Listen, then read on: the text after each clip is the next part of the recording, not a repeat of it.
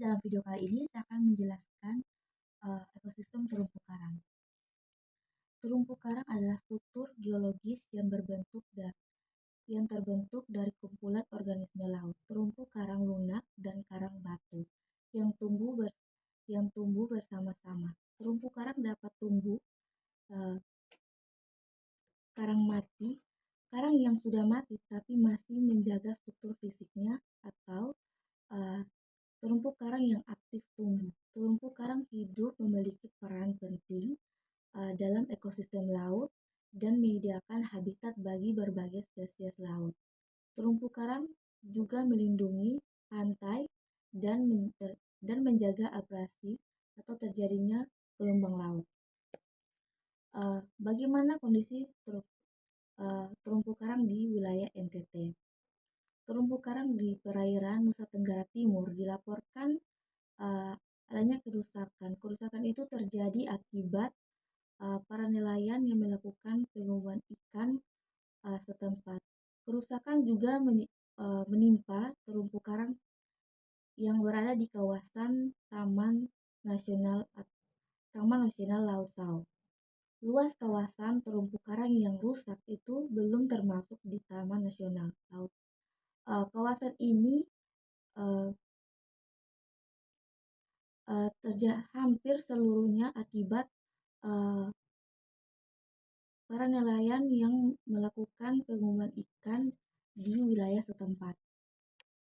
Bagian ini, saya akan menjelaskan ikan apa saja yang terdapat pada ekosistem terumbu karang dan juga migrasi fauna pada ekosistem terumbu karang. Ekosistem terumbu karang merupakan rumah bagi berbagai jenis ikan. Beberapa jenis ikan yang dapat ditemui pada ekosistem terumbu karang yaitu termasuk ikan-ikan hias seperti ikan kupu-kupu, ikan badut, ikan parrotfish, ikan hias, ikan angelfish, dan ikan koral. Selain itu, terdapat juga ikan predator seperti barakuda dan ikan Napoleon. Ekosistem ini juga menyediakan berbagai tempat bagi berbagai jenis ikan kecil yang berperan penting dalam rantai makanan seperti ikan dam shellfish dan ikan kardinal. Selain ikan, terumbu karang juga merupakan habitat bagi berbagai jenis makhluk laut lainnya seperti kerang, udang, dan cumi-cumi. Semua komponen ini saling berinteraksi dalam ekosistem yang sangat kompleks ini dan penting untuk menjaga keseimbangan ekologi di perairan tropis. Migrasi fauna. Migrasi fauna di ekosistem terumbu karang dapat terjadi dalam beberapa cara yang berbeda-beda. Yang pertama adalah migrasi lintas spesies, di mana beberapa spesies seperti terumbu karang, seperti ikan karang, udang, dan kerang dapat melakukan migrasi lintas spesies. Mereka mungkin bermigrasi dari satu bagian terumbu karang ke bagian lainnya untuk mencari makanan atau tempat pemijahan yang lebih cocok. Yang kedua adalah migrasi musiman, di mana beberapa spesies seperti penyu hijau melakukan migrasi musiman. Penyu-penyu ini sering datang ke pantai-pantai terumbu karang untuk bertelur pada waktu-waktu tertentu dalam setahun. Yang ketiga adalah migrasi pemijahan, di mana beberapa jenis ikan karang melakukan migrasi khusus untuk tujuan pemijahan. Mereka bisa melakukan perjalanan jauh dari terumbu karang tempat mereka biasanya tinggal ke lokasi pemijahan yang jauh. Yang keempat adalah migrasi larva. Larva beberapa spesies terumbu karang dapat terbawa oleh arus laut dari satu terumbu karang ke terumbu karang lainnya. Yang kelima adalah migrasi dalam menjaga keseimbangan ekosistem. Terumbu karang adalah ekosistem yang sangat kompleks, dan migrasi fauna dapat membantu menjaga keseimbangan. Misalnya, ikan yang memakan alga laut dapat membantu mengendalikan pertumbuhan alga yang berlebihan di terumbu karang. Penting untuk menjaga dan melindungi terumbu karang serta habitat migrasi fauna di dalamnya agar ekosistem tetap seimbang dan berkelanjutan. Aktivitas manusia seperti penangkapan ikan yang berlebihan, pencemaran dan perubahan iklim dapat mengganggu migrasi fauna dan kesehatan terumbu karang secara keseluruhan. Ada juga metode budidaya yang dilakukan dalam ekosistem terumbu karang.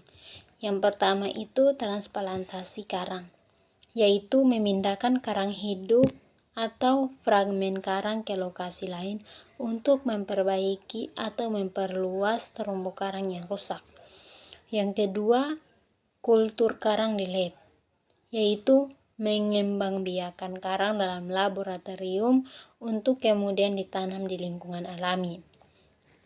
Yang ketiga, budidaya karang dalam taman karang, yaitu memanfaatkan struktur buatan taman karang di perairan dangkal untuk membantu pertumbuhan karang. Yang keempat, pemeliharaan terumbu karang, yaitu merawat terumbu karang yang ada dengan cara membersihkan dari ganggang atau polutan serta memantau kesehatan ekosistem. Yang kelima, penanaman alga laut, yaitu alga laut dapat ditanam untuk membantu menyediakan habitat dan makanan bagi organisme terumbu karang. Yang keenam, pemulihan terumbu karang, yaitu memulihkan terumbu karang yang rusak akibat berbagai faktor seperti penangkapan ikan yang tidak berkelanjutan, populasi, atau pertumbuhan suhu air. Yang ketujuh, pengendalian hama dan penyakit, yaitu mengelola hama dan penyakit yang dapat merusak terumbu karang.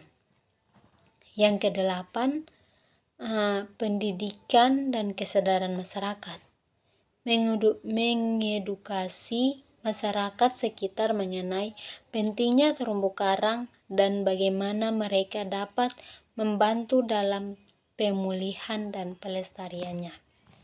Yang terakhir, pengawasan dan penegakan hukum, yaitu memantau dari menegakkan aturan terkait dengan pengelolaan dan pelestarian terumbu karang. Yang berikut, bahan organik terlarut dalam ekosistem terumbu karang dapat berasal dari berbagai sumber, termasuk sisa-sisa organisme laut, ekskresi hewan laut, serta sisa-sisa makanan yang terurai di dalam air laut. Bahan organik terlarut ini penting karena memerlukan sumber nutrisi bagi berbagai mikroorganisme dan hewan kecil di dalam ekosistem terumbu karang.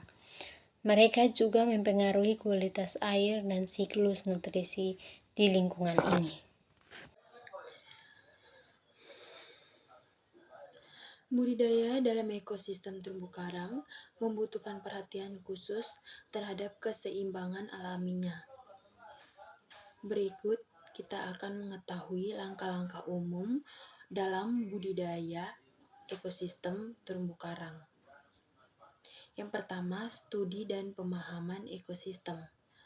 Penting untuk memahami ekosistem terumbu karang lokal termasuk jenis-jenis karang, spesies ikan, dan organisme lainnya, serta faktor-faktor lingkungan yang mempengaruhi pertumbuhan dan kesehatan terumbu karang.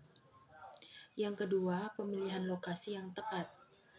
Pilih lokasi yang sudah rusak atau memerlukan pemulihan, namun tetap memenuhi syarat ekologi untuk pertumbuhan karang. Yang ketiga, transplantasi karang. Pilih karang yang sehat dan cocok dengan lingkungan yang baru. Pindahkan karang secara hati-hati tanpa merusaknya. Yang keempat, pembersihan dan perawatan.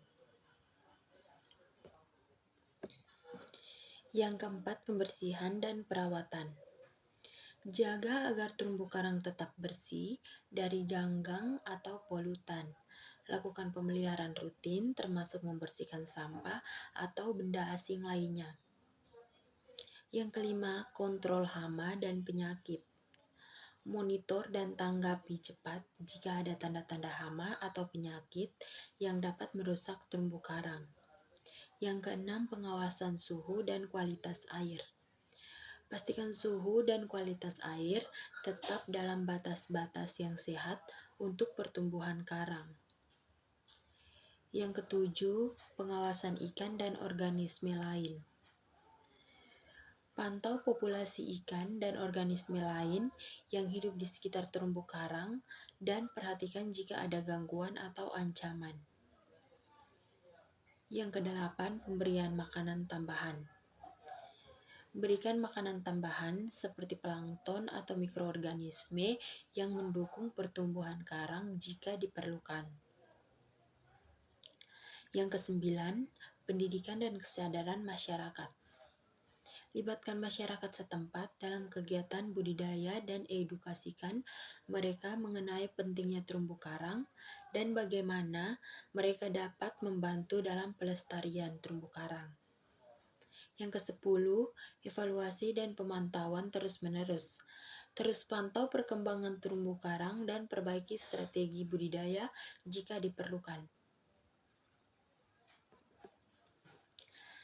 Budidaya dalam ekosistem terumbu karang harus dilakukan dengan hati-hati, mengikuti panduan ilmiah dan regulasi setempat, serta memprioritaskan kesehatan dan kelestarian ekosistem laut.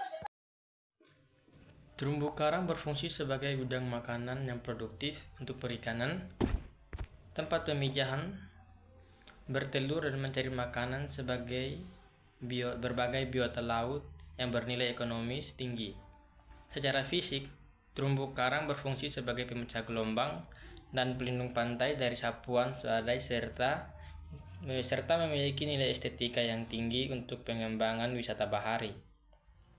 Selain itu, ekosistem terumbu karang merupakan salah satu ekosistem kehidupan yang majemuk dan khas daerah tropis yang mempunyai produktivitas dan keanekaragaman yang tinggi.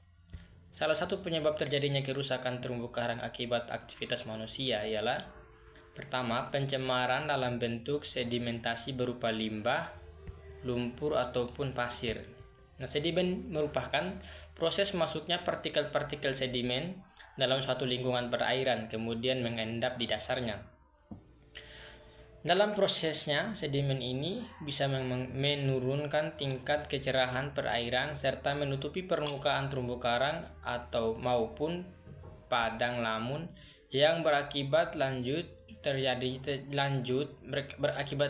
terdegrasinya ekosistem tersebut.